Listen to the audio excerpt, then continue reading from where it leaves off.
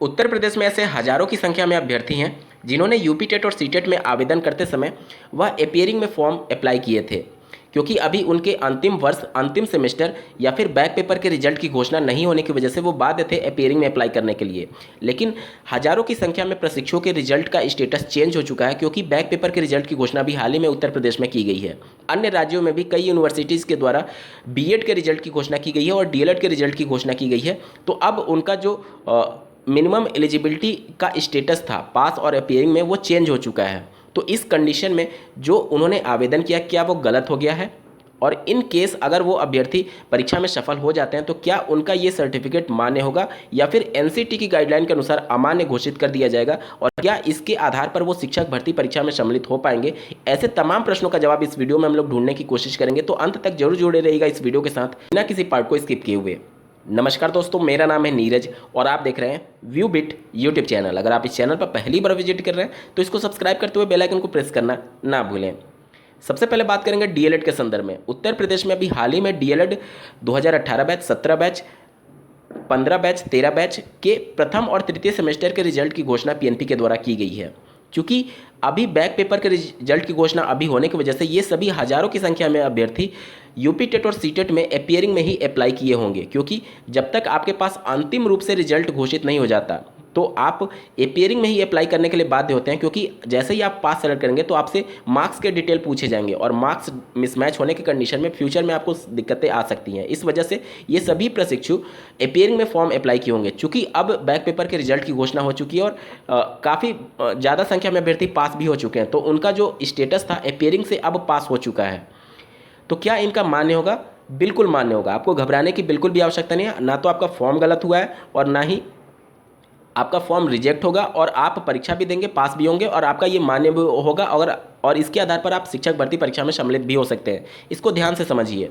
NCT की guideline ये कहती है कि परीक्षा में शामिल होने के लिए मिनिमम एलिजिबिलिटी ये है कि आप अपियरिंग में यानी कि फर्स्ट ईयर के रिजल्ट की घोषणा हो जानी चाहिए। डीएलएड की अगर बात करूं तो इसमें सेमेस्टर परीक्षा प्रणाली चलती है, यानी फर्स्ट ईयर कहने का मतलब कि सेकेंड सेमेस्टर के रिजल्ट की घोषणा अगर आपकी हो चुकी है तो आप आवेदन करने के लिए पात्र होते हैं।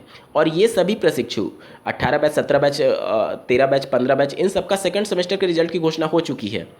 अगर आपका सेकेंड सेमेस्टर में सेमेस्टर बैक नहीं था, उस कंडीशन में आप थर्ड सेमेस्टर या फिर फोर्थ सेमेस्टर या फिर सब कुछ क्लियर होगा तो किसी पर्टिकुलर सेमेस्टर में आपका सब्जेक्ट बैक रहा होगा, और जो कि अब क्लियर हुआ है।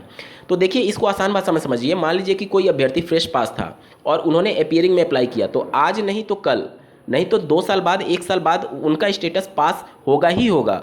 क्योंकि आज वो फर्स्ट ईयर पास हैं, कल वो सेकेंड ईयर भी पास होंगे, 2 साल बाद, 1 साल बाद कभी भी पास होंगे, तो उनका भी तो स्टेटस चेंज हो गया। तो क्या वो फॉर्म गलत हो गया? नहीं।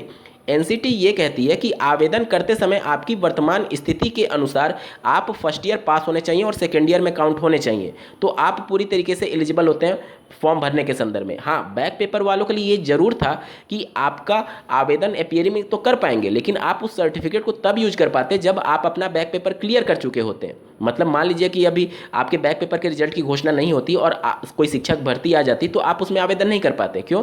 क्योंकि आपने अपियरिंग में अप्लाई किया और जब तक बैक पेपर आपका पूरा क्लियर नहीं होगा तब तक आप उस अपियरिंग वाले सर्टिफिकेट को यूज नहीं कर पाएंगे किसी शिक्षक भर्ती परीक्षा में। ऐसा ही मामले पर एक कोर्ट में, माननीय इलाहाबाद हाईकोर्ट ने ये फैसला दिया, अभी हाल ही में ये फैसला दिया गया है कि एक प्रशिक्षु के द्वारा 69,000 सहायक अध्यापकों की भर्ती में वो सम्मिलित हुए थे, लेकिन उनका एक बैक पेपर रह गया था। डीएलएड की बात मैं बता रहा हूँ।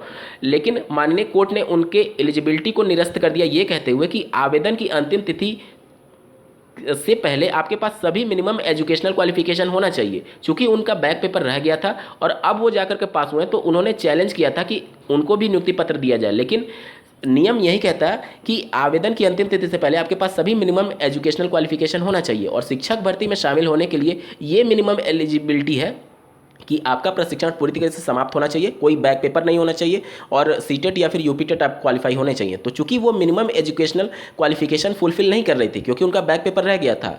अभी प्रशिक्षण समाप्त नहीं माना जाएगा जब तक आपका बैक पेपर रह जाता है, तो उस कंडीशन में उनका मान्य नहीं हुआ था। लेकिन ये सिर्फ एक शिक्षक पात्रता परीक्षा है, ये कोई शिक्षक भर्ती नहीं है, और एनसीटी की गाइडलाइन के अनुसार आप अपियरिंग में अप्लाई कर पाएंगे। और चूंकि आपका बैक पेपर रह गया था लेकिन आपने सेकेंड सेमेस्टर पास कर लिया था, तो उस कंडीशन में आप अपियरिंग में काउंट हो रहे हैं और आपका पूरी तरीके से मान्य भी होगा। आज आप आपका स्टेटस पास हो चुका है तो भी पूरी तरीके से मान्य होगा। और हजारों की संख्या में ऐसे प्रशिक्षु भी हैं जिनका प्रथम और तृतीय सेमेस्टर में अभी बैक पेपर क्लियर नहीं हुआ है, तो उनका भी मान्य होगा।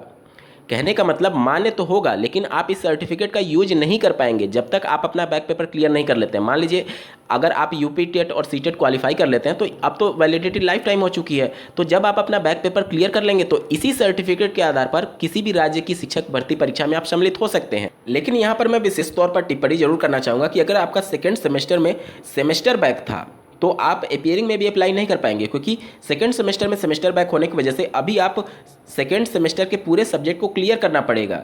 और अभी आप फर्स्ट ईयर में ही काउंट हो रहे हैं इन केस अगर आपकी सेकंड सेमेस्टर में बैक लगी थी, तो आपको सेकेंड ईयर में कैसे भी काउंट होना है, तब जाकर के आप पात्र होते हैं आवेदन करने के संदर्भ में। तो अगर आपका सेकंड सेमेस्टर में सेमेस्टर बैक था और आपने अपीयरिंग में अप्लाई कर दिया और अब जाकर के आपका स्टेटस पास हुआ है सेकंड सेमेस्टर में, तो आपका वो वाला यूपी टेट और सीटेट मान्य नहीं होगा। मैं उम्मीद करता हूँ आपको चीज़ें स्पष्ट हो रही होंगी। ये तो बात हो गई डीएलएड की। अब बात कर लेते हैं बीएड के संदर्भ में। बहुत से ऐसे राज्य हैं जहाँ पर सीटेट में आवेदन करने के बाद से रिजल्ट की घोषणा हुई है।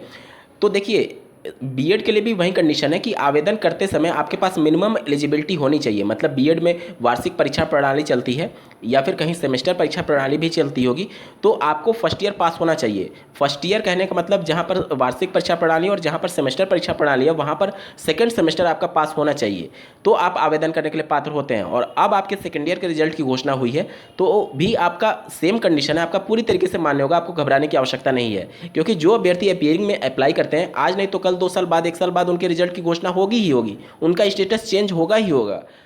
तो एनसीटी आपको मान्य कर रही है कि आप अपीयरिंग में अप्लाई कर सकते हैं और कभी भी आपके सेकंड ईयर के रिजल्ट की घोषणा हो आपका पूरी तरीके से वैध होता है। इसके आधार पर आप शिक्षक भर्ती परीक्षा में सम्मिलित भी हो पाएंगे। बहुत से ऐसे प्रशिक्षु हैं जिनको बीएड के प्रथम ईयर में प्रमोट किया गया है या फिर सेकंड सेमेस्टर डीएलएड में प्रमोट किया गया है, दूसरे राज्यों की मैं बात बता रहा हूँ।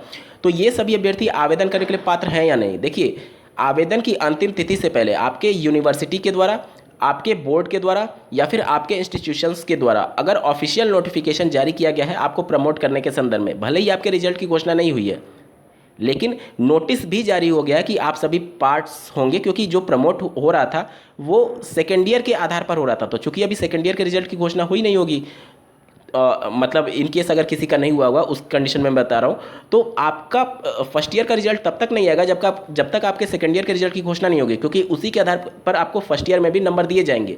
तो अगर आपका नोटिस भी जारी हो गया है कि आप प्रमोट होते हैं आवेदन की अंतिम तिथि से पहले, तो आप आवेदन करने के लिए पूरी तरीके से मान्य होंगे। और अगर आप इस यूपी टेट और सीटेट को क्वालिफाई भी कर लेते हैं तो आपका ये सर्टिफिकेट पूरी तरीके से वैध होगा।